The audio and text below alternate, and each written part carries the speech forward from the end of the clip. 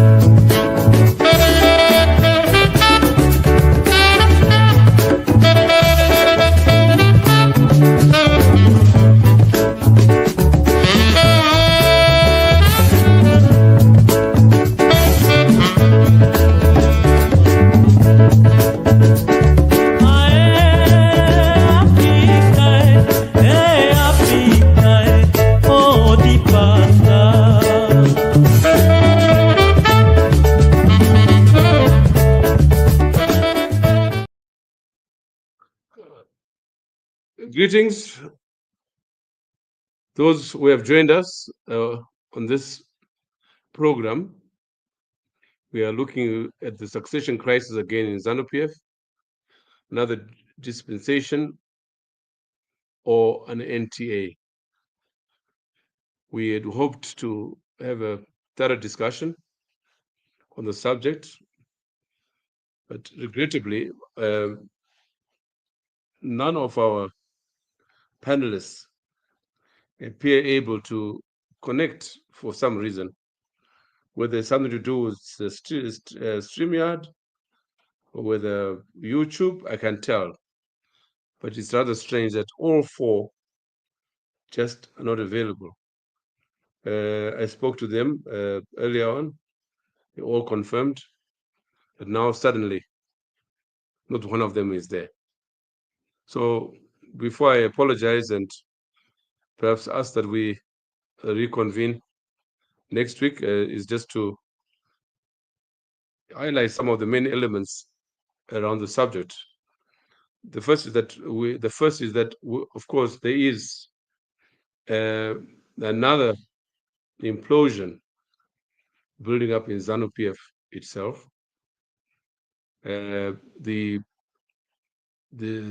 feud, silent as it might be, between Mnangagwa and Chiwenga, or between the Mnangagwa faction and the Chiwenga faction,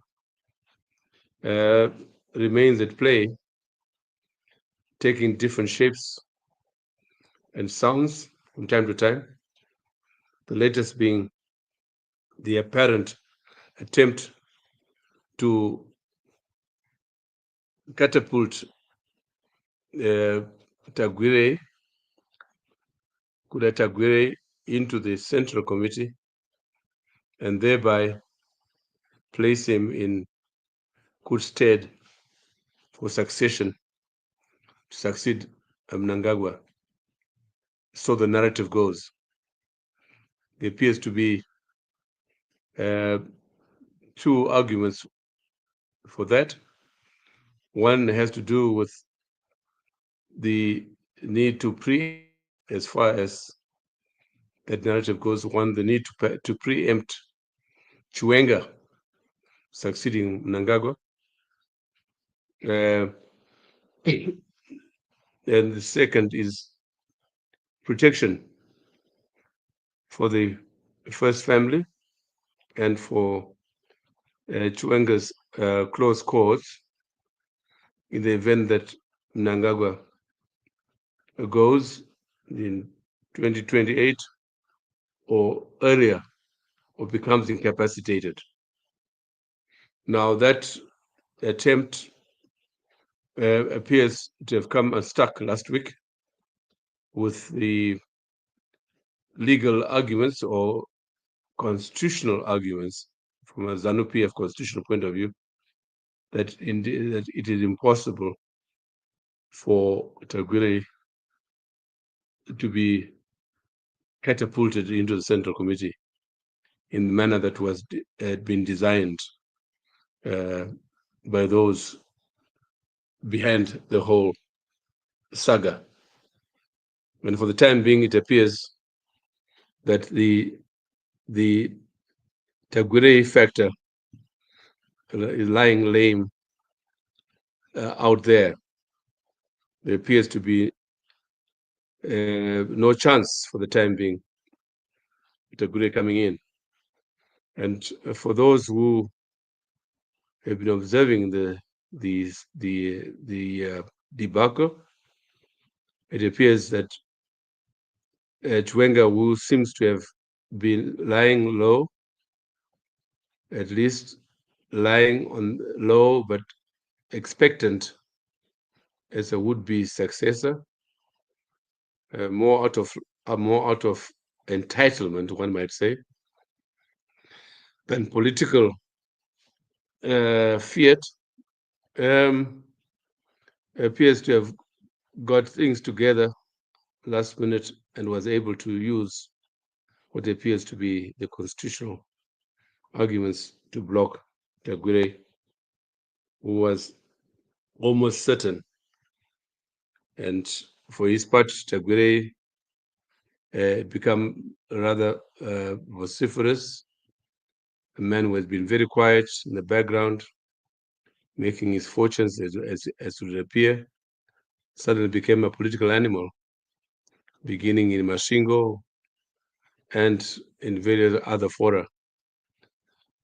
Speaking in most cases very carelessly, one might say, but clearly as a contender, notwithstanding the denials, but it's clearly that his name had come up as part of this succession battle. The question is now is how far can Chwenga hold out? And at what stage will he assert his authority or his authority in terms of entitlement as a deputy president? We'd hope that people like Julius Mawarire and Musan Mulea would elaborate on this. And that Farai Marapira were coming in place of his boss, Chris Mtsangwa. We'd hope to question him more closely about the goings on within the party and perhaps to confirm that which has been in the media about how the Tagore factor has been neutralized, albeit perhaps temporary, and what might be the implications of that. Now, clearly, from our point of view here, we are saying that the implosion in the ruling party is matched by the kind of paralysis in the opposition movement.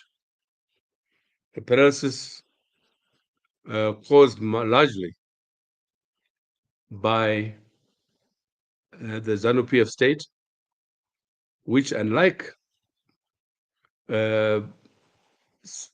other situations in the region, has always viewed the opposition as an enemy to be vanquished. And it would appear that between 2023 and now, the Zanu PF state has succeeded in vanquishing, at least in disorganizing, the formal opposition as we have known it since 1999. Now, so we have a situation where one might say both the ruling party and the opposition are in serious problems, creating a situation near to a vacuum. For one, it's difficult to see how within Zanu PF the succession process can take place peacefully, and more difficult to fathom a situation in which, assuming Chwenga succeeded, with whom in 2017 Zanu PF was split down the middle, the other half ousted, so to speak.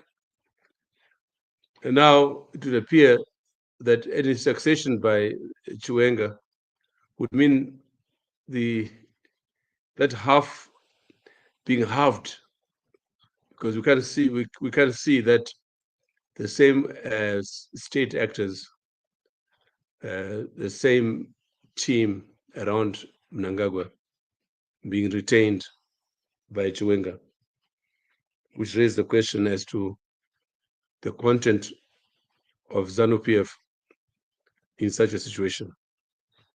And we like to argue that the near vacuum in the polity that is Zimbabwe raises questions about the possibilities for the National Transitional authority that some of us have been peddling for some years. As we have argued herein, the Transitional Authority is premised on the fact that the Zimbabwe state appears impervious to reform, has demonstrated its incapacity for reform, both politically and economically, that therefore there is need for some intervention in the form of a transitional authority, which will put in place a mechanism through which political and economic reform can be instituted by a team of Zimbabweans selected on the basis of their patriotism, first and foremost, but also their skill in managing and reforming the political and economic landscape before the next elections. And this is what we're hoping today to have put before yourselves through this able panelists, Zabchia, Mawarire, Mulea, and Marapira. So on that note, I just want to say, first and foremost, to apologize that this has not taken off for whatever reason, and that we want to reschedule this discussion next week. We'll keep you informed, but sincere apologies for what has happened. Thank you very much.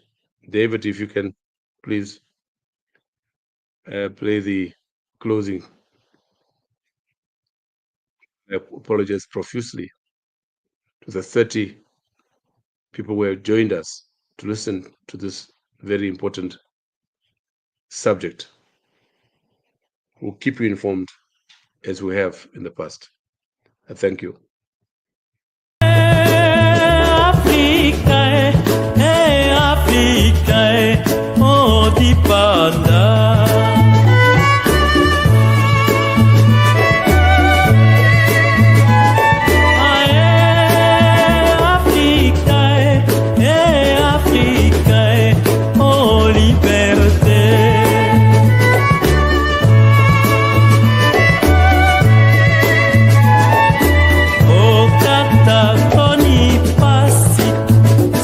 Nakati, poteka basi